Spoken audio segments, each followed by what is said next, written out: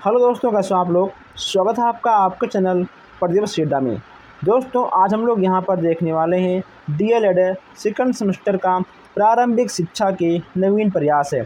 आज हम लोग यहाँ पर अति लघुत्तम प्रश्न को देखने वाले हैं। यह आपका क्लास फर्स्ट है, इसका आपका क्लास सेकंड भी आएगा, क्योंकि आपको अधिक क्वेश्चन देखने को मिलेंगे।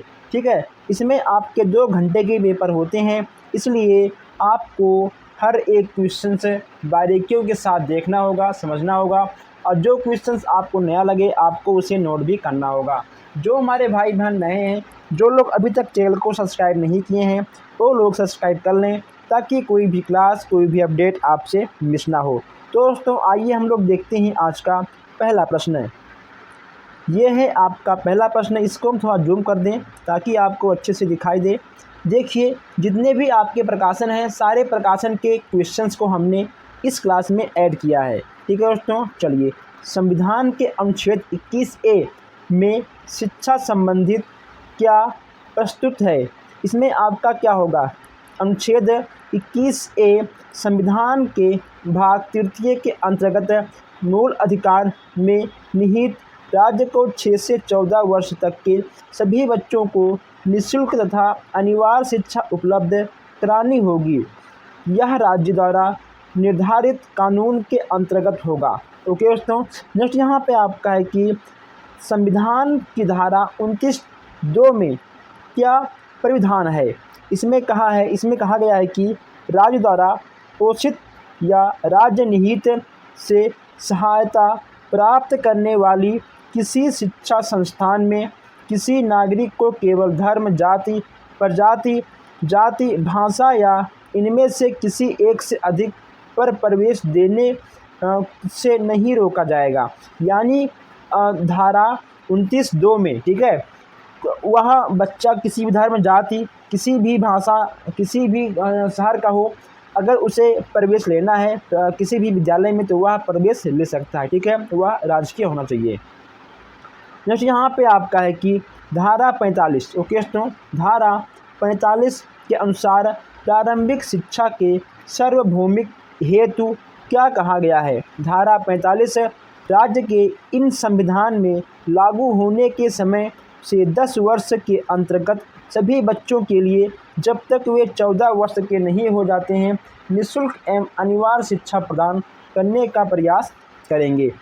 आगे बढ़ते हैं। नेक्स्ट यहाँ पे आपको देखने को मिलेगा कि बाल अधिकारों की घोषणा कब और किसके द्वारा की गई है।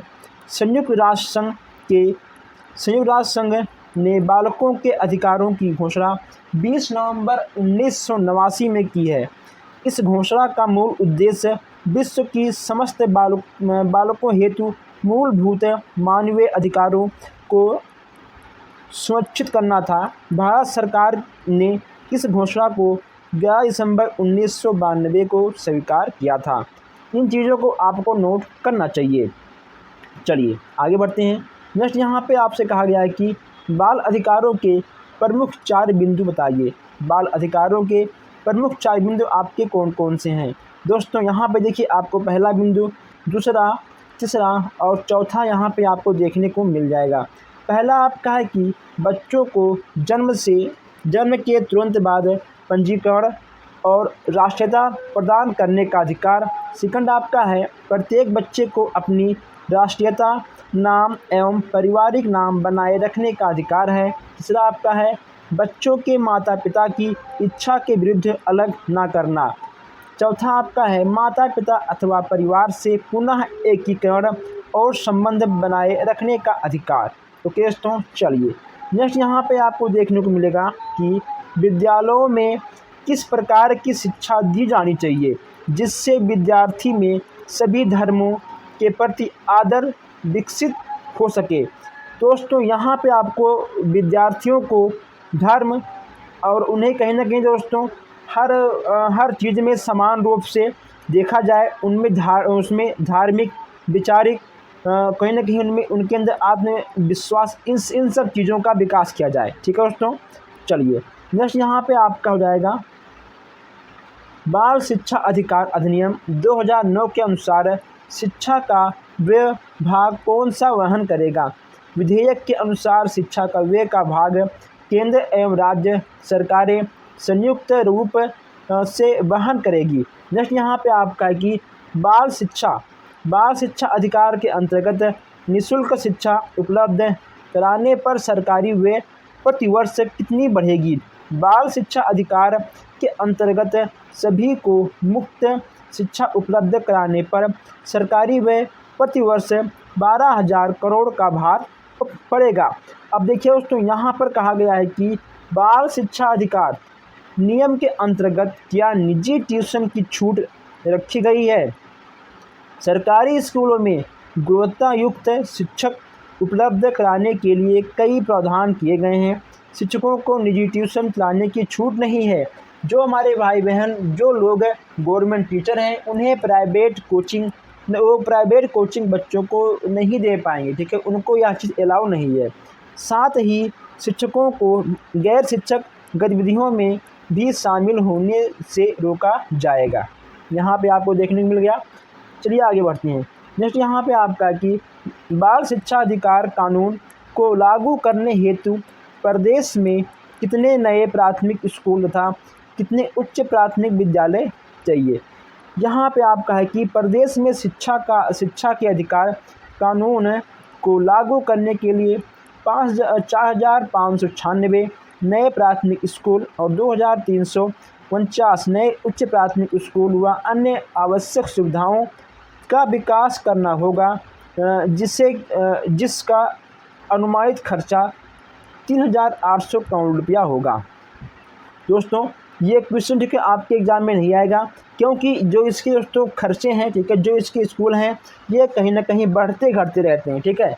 ये क्वेश्चन आपके एग्ज़ाम में आपको देखने को नहीं मिलेगा, तो ये भी कहीं ना कहीं आपके एग्ज़ाम में नहीं आएगा, लेकिन आप इसको देख सकते हो एक बार।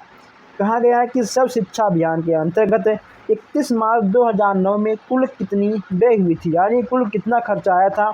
यहाँ पे आपको खर्चा देखने को मिल जाएगा 13,328.79 करोड़ खर्चे किए जा चुके हैं, ठीक है दोस्तों। चलिए आगे बढ़ते हैं। नेक्स्ट यहाँ पे आपको देखने को मिल जाएगा कि भारत के एक पंथ निरपेक्ष राज्य की घोषणा का उल्लेख कहाँ पर हुआ है।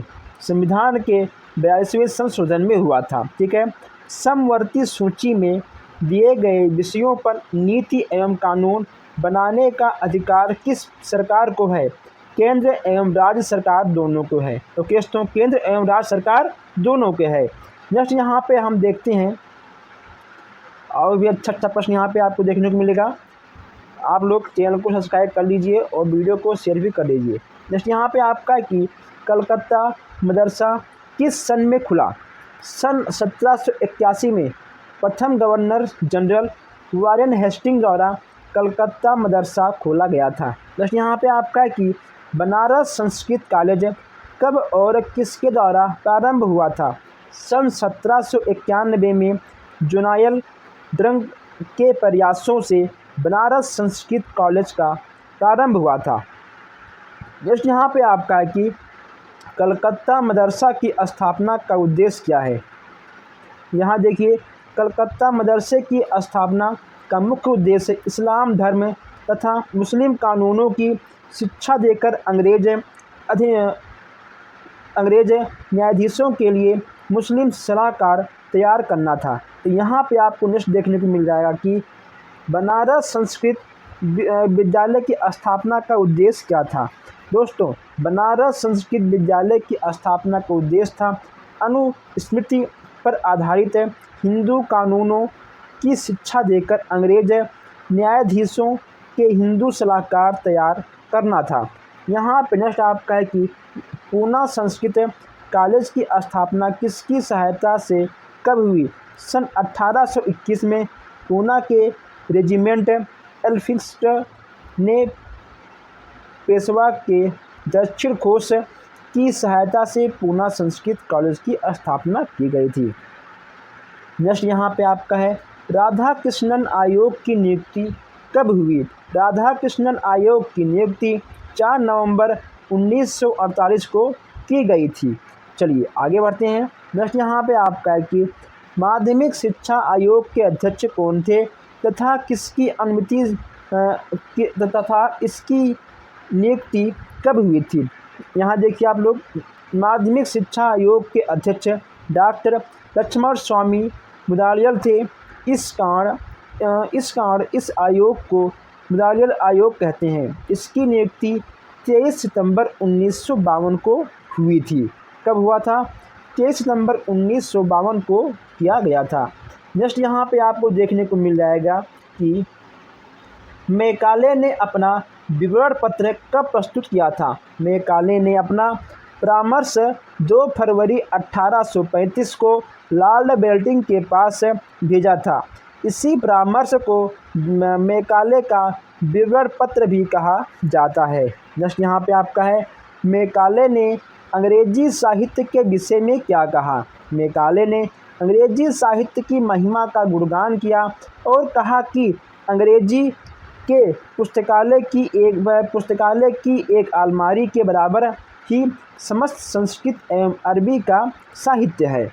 नेक्स्ट यहाँ पे आपका है, वुड घोषणा पत्र के आधार पर कंपनी ने शिक्षा नीति कब घोषित की थी। वुड के घोषणा पत्र के आधार पर कंपनी ने 29 जुलाई 1854 को अपनी शिक्षा नीति घोषित की थी। चलिए आगे बढ़ते हैं। नेक्स्ट यहाँ पे आपका है, दादा भाई नौरोजी ने मैकाले के विषय में क्या कहा। दादा भाई नौरोजी ने मैकाले की प्रशंसा करते हुए कहा था कि मैकाले भारत की उन्नति करना चाहता था। इसके इरादे नेक थे। उसने हमारी संस्कृति पर जो आरोप लगाए उनको हमें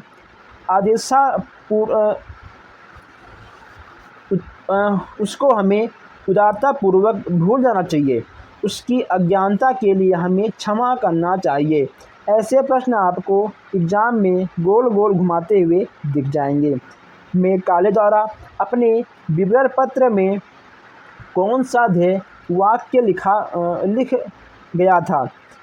एक अच्छे यूरोपीय पुस्तकालय की एक अलमारी का साहित्य भारत व अरब का संपूर्ण साहित्य के समान है। वाह क्या बात है दोस्तों। नेक्स्ट यहाँ पे आपका है कि वुड के आदेश पत्र में शिक्षा का माध्यम क्या निर्धारित किया गया था।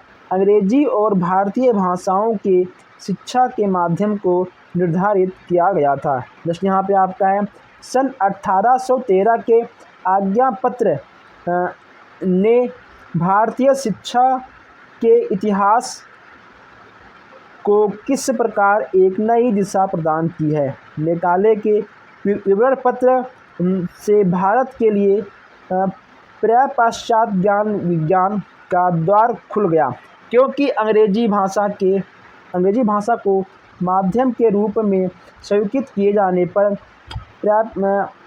पाश्चात्य वैज्ञानिक ज्ञान भारतीयों के लिए सुलभ हो गया है। आगे बढ़ते हैं। नेक्स्ट यहाँ पे आपको देखने को मिल जाएगा कि मैकाले का विवरण पत्र क्या बुराइयां परिणाम हुई। देखिए दोस्तों, जिस चीज़ का अच्छाइयाँ होगा उसका कहीं ना कहीं बुराइयां भी यहाँ पे आपको देखने को मिलेगा। इसमें देखिए दोस्तों, यहाँ पे आपको इनके जो बुराइयां हैं यहाँ पे आपको देखने को मिल जाएंगे। दोस्तों जो ठीक है मैकाले के विवरण पत्र हैं, यहाँ से क्वेश्चंस आपके घूम घूम के आ ही जाएंगे, तो आप इन चीज़ों को देख लीजिएगा। ये थोड़ा लॉन्ग क्वेश्चन है। अगर हम लॉन्ग प्रश्नों को पढ़ते हुए आगे बढ़ेंगे तो कहीं ना कहीं बहुत ही लंबी क्लास हो जाएगी। हम चाहते हैं कोई भी प्रश्न आपसे मिस ना हो, तो आप एक बार इन सब का स्क्रीनशॉट खींच लीजिए। ठीक है, आप इन सब का एक बार स्क्रीनशॉट खींच लीजिए। ठीक है दोस्तों, चलिए ये सब कहीं ना कहीं आपके एग्ज़ाम में देखने को मिल जाएंगे। आप इसका भी स्क्रीनशॉट एक बार खींच लीजिएगा। ठीक है, देखिए किस तरीके से। अब हम आगे बढ़ते हैं। यहाँ पे आपको मिल जाएगा घोषणा पत्र। ठीक है, यहाँ से भी प्रश्न आपके बन जाते हैं। घोषणा पत्र में शिक्षा के स्तर हेतु क्या सुझाव दिए हैं। शिक्षा के स्तर को ऊंचा उठाने के लिए घोषणा पत्र ने शिक्षण विद्यालय खोलने और शिक्षकों को अच्छा वेतन देने का सुझाव दिया है। जैसे यहाँ पे आपका है, घोषणा पत्र में छनाई का सिद्धांत के विषय में क्या कहा। घोषणा पत्र के छनाई के सिद्धांत को अस्वीकार किया गया और जन शिक्षा के प्रसार पर बल दिया गया। आगे बढ़ते हैं। नेक्स्ट यहाँ पे आपका है, श्री जेम्स ने इस घोषणा पत्र के विषय में क्या कहा? श्री जेम्स ने इस घोषणा पत्र को भारतीय शिक्षा का महाधिकार पत्र कहा है। भारतीय शिक्षा में जो उसके पूर्व हुआ वह इसकी ओर संकेत करता है और जो इसके उपरांत हुआ वह इसी से निकलता है। आगे बढ़ते हैं। आगे यहाँ पे देखने को मिल जाता है आपको कि इस घोषणा पत्र की प्रशंसा में श्री बसु ने क्या कहा? इस घोषणा पत्र की प्रशंसा में श्री बसु ने कहा, यह घोषणा पत्र भारतीय शिक्षा का शिलालेख है। भारत में आधुनिक शिक्षा का शिलान्यास इसी ने किया है। जस्ट यहाँ पे आपको है, इस घोषणा पत्र का प्रमुख दोष क्या था? भारतीय लोगों को इस उद्देश्य से शिक्षा देने से कि ब्रिटेन शासन को मजबूत बनाने में सरकार का सहयोग दे सके। शिक्षा का व्यापक उद्देश्य नष्ट हो गया और नौकरी पाने के लिए लोग शिक्षा ग्रहण करने लगे थे। इस घोषणा पत्र का अन्य प्रमुख दोष क्या था? व्यावसायिक शिक्षा नीति दोषपूर्ण थी। भारतीयों को व्यावसायिक शिक्षा देने का उद्देश्य भारतीयों को सरकार का स्वाभाविक बनाना था। इससे भारतीयों को विशेष लाभ ना पहुंच सका। ओके दोस्तों, चलिए आगे बढ़ते हैं। नेक्स्ट यहाँ पे आपको देखने को मिल जाता है कि इस घोषणा पत्र में किस महान उद्देश्य की उपेक्षा की गई है? वुड के घोषणा पत्र में शिक्षा के महान उद्देश्य की उपेक्षा की गई है। जितना आपसे पूछे उतना ही आपको आंसर देना है। इसको दोस्तों आप लोग एक बार ठीक है पढ़ लीजिएगा, इसका भी आप लोग स्क्रीनशॉट खींच लीजिएगा। जो अधिक लंबा है उसे हम ना बताते हुए आगे बढ़ते रहेंगे। अब यहाँ देखिए, यहाँ कहा गया है कि घोषणा पत्र प्रेरणा से क्या लाभ हुआ? वुड के घोषणा पत्र की प्रेरणा से कोलकाता, मुंबई और मद्रास में जिन विश्वविद्यालय की स्थापना हुई उन्हें शिक्षा के क्षेत्र में अपूर्ण कार्य किए। सहायता अनुदान प्रणाली से विद्यार्थी शिक्षा की प्रगति हुई। शिक्षा विभागों की स्थापना से शिक्षा पर उचित नियंत्रण लगा। चलिए दोस्तों आगे बढ़ते हैं। नेक्स्ट यहाँ पे आपका है कि भारतीय शिक्षा आयोग 1882 को अन्य किस नाम से जाना जाता है? भारतीय शिक्षा आयोग 1882 को हंटर कमीशन के नाम से भी जाना जाता है। नेक्स्ट यहाँ पे आपका है, हंटर आयोग पहला आयोग था जिसने शिक्षा के समस्त स्रोतों पर प्रकाश डाला। इसके अंतर्गत कौन कौन से क्षेत्र थे? प्राथमिक शिक्षा, माध्यमिक शिक्षा, उच्च शिक्षा, सहायक अनुदान प्रणाली, स्त्री शिक्षा, मुस्लिम शिक्षा और दोस्तों कहीं ना कहीं यहाँ पर पिछड़े वर्ग, हरिजन, आदिवासियों, धार्मिक, देश पाठ, यहाँ पर हर प्रकार के शिक्षा के अंतर्गत कार्य किया गया था। आप इसको एक बार अच्छे से देखकर समझ सकते हैं। हंटर कमीशन में विशेष रूप से क्या निर्देश था?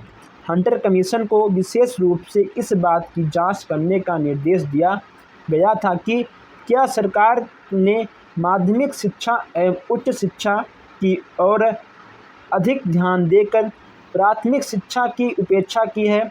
देश में प्राथमिक शिक्षा की वर्तमान में क्या स्थिति है और उसके विकास के लिए क्या क्या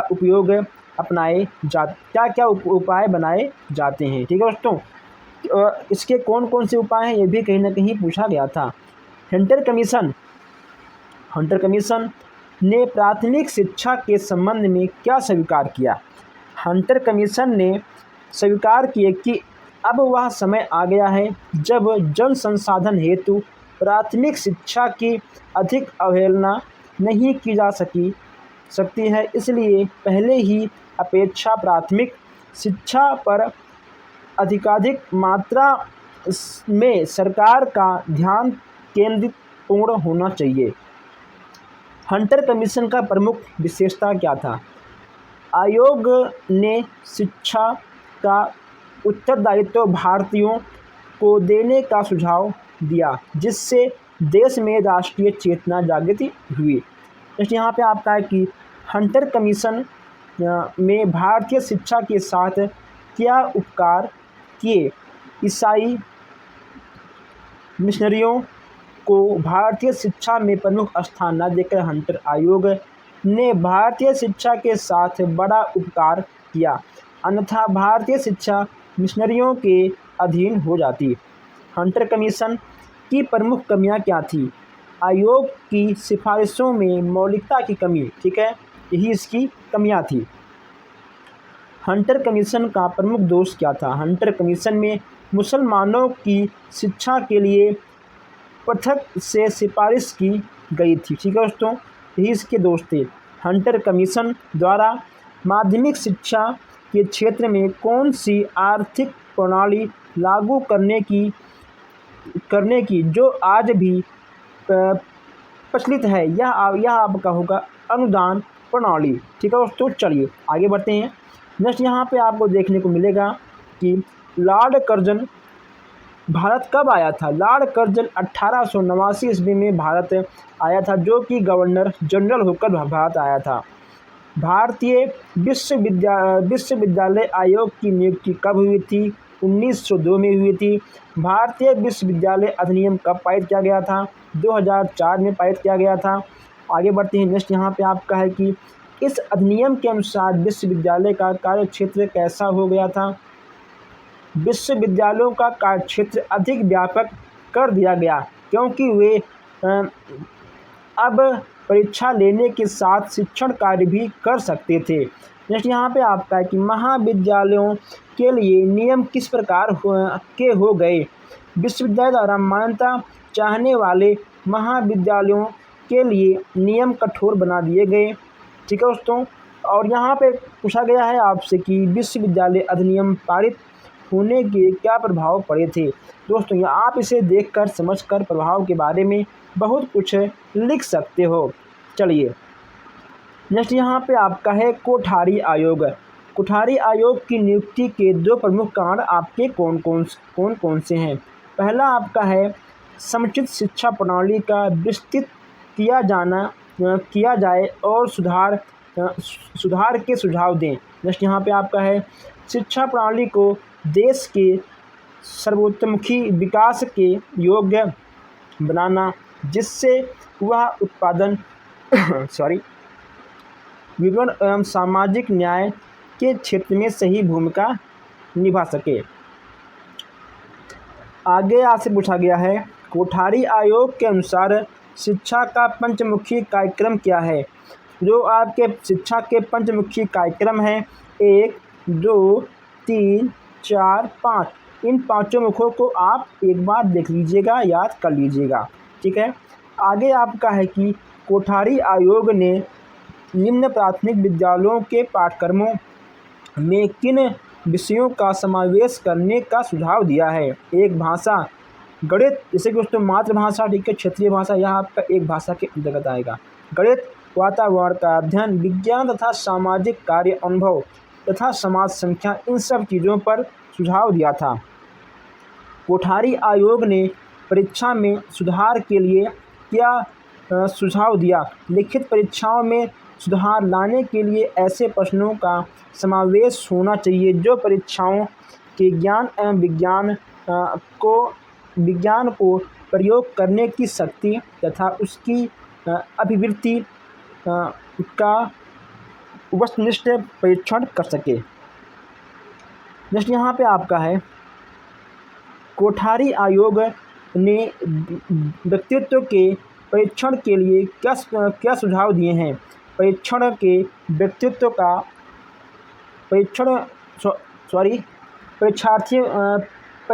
के व्यक्तित्व का परीक्षण करने के लिए विभिन्न तरीकों की खोज की जाए, क्योंकि केवल लिखित परीक्षाओं से व्यक्तिगत के गुणों पर मापन नहीं हो सकता। कोठारी आयोग के मूल्यांकन के लिए क्या सुझाव दिए हैं। मूल्यांकन के लिए क्या होती है, मूल्यांकन के लिए आंतरिक परीक्षाओं का विस्तार किया जाए। बाह्य परीक्षाओं के परिणाम के साथ साथ आंतरिक परीक्षाओं के फल को प्रमाण पत्रों में अंकित किया जाए। दोस्तों बहुत ही अच्छे प्रश्न हैं। अगर आपने अभी तक चैनल को सब्सक्राइब नहीं किया है तो सब्सक्राइब कर लीजिए आप लोग। चलिए आगे बढ़ते हैं। नेक्स्ट यहाँ पे आपको देखने को मिलेगा राष्ट्रीय शिक्षा नीति की आवश्यकता क्यों अनुभव की गई। दोस्तों क्यों अनुभव की गई, इसे आप देख लीजिएगा। राष्ट्रीय शिक्षा नीति में महिलाओं की स्थिति सुधारने के लिए क्या किया गया। ओके दोस्तों, यहाँ पर भी आपको बहुत चीज़ें देखने को मिल जाएंगे। नेक्स्ट यहाँ पे आपका है राष्ट्रीय शिक्षा नीति में अनुसूचित जातियों के लिए क्या सुझाव दिए गए हैं। देखिए दोस्तों, यहाँ पर भी आपको अनेक चीज़ें देखने को मिल जाएंगे। अनुसूचित जातियों की अन्य जातियों के समान लाने के लिए जनजाति क्षेत्र में प्राथमिक स्कूल खोलने, प्राथमिकता देने, पाठ्यक्रम तथा जनजाति भाषाओं को भी कहीं न कहीं बढ़ावा देने का काम किया गया था। स्कूल खोलना, प्रोत्साहन देना, ये सब चीज़ें कहीं न कहीं की गई थी। चलिए आगे बढ़ते हैं। नेक्स्ट यहाँ पे आपका है कि पिछड़े अल्पसंख्यकों की शिक्षा पर क्या सुझाव दिया गया है, इसको आप देख लीजिएगा। और यहाँ पर दोस्तों कुछ प्रश्न आपको और देखने को मिल रहे हैं। राष्ट्रीय शिक्षा संरचना के विषय में शिक्षा नीति क्या है। दोस्तों इसका नवीन शिक्षा था आपका 10+2+3, यानी आपका हाई स्कूल, इंटर प्लस आपका स्नातक। ठीक है, यह भी आपके एग्ज़ाम में आ जाते हैं। नेक्स्ट यहाँ पे आपका है व्यावसायिक शिक्षा के विषय में शिक्षा नीति में क्या विचार प्रकट किए हैं। बढ़ती हुई शिक्षित बेरोजगारी को रोकने तथा विश्वविद्यालयों में प्रवेश की समस्या को कम करने के लिए व्यावसायिक शिक्षा के महत्व को स्वीकार किया गया और उसे लागू करने पर जोर दिया गया है। नेक्स्ट यहाँ पे आपका है शिक्षा नीति की प्रमुख विशेषता क्या है। इसके बाद राममूर्ति शिक्षा समिति की रिपोर्ट में शिक्षा की असफलता क्यों बताया गया है, ये भी यहाँ पे आपको देखने को मिल जा रहा है। शिक्षा की असफलता का दूसरा कारण क्या है। दूसरा महत्वपूर्ण कारण यह है कि हमारी शिक्षा सदैव विशिष्ट विशेषज्ञों की पहल एवं निर्माण पर निर्भर रही है। इसका नियंत्रण और मार्गदर्शन वे लोग करते रहे हैं जो जन संसाधन से अलग थलग होते हैं। नेक्स्ट यहाँ पे आपका है कि इस शिक्षा नीति से भविष्य में क्या आशय थी, ये भी यहाँ पे आपको देखने को मिल जाएंगे। अगर कोई भी क्वेश्चंस आपके समझ में ना आए तो आपको डिस्क्रिप्शन में व्हाट्सएप ग्रुप मिल जाएगा, आप व्हाट्सएप पर हमसे पूछ सकते हैं या फिर आप हमसे कमेंट बॉक्स में भी पूछ सकते हैं। ओके दोस्तों, ऐसे प्रश्न आपके एग्ज़ाम में, ऐसे उल्टे पुल्टे प्रश्न आपके एग्ज़ाम में आ जाएंगे। आप प्रश्नों को रट्टा मत मारिए, आप प्रश्नों को समझिए। ठीक है, समझते हुए आप फिर उसके आंसर को समझिए। जब आप प्रश्नों को समझ जाओगे, आंसर को आप समझ जाओगे, आप बहुत ही आराम से अपने एग्ज़ाम में 100% नंबर पा कर आओगे। ओके दोस्तों, तो हम मिलते हैं फिर आपसे नेक्स्ट क्लास में। धन्यवाद।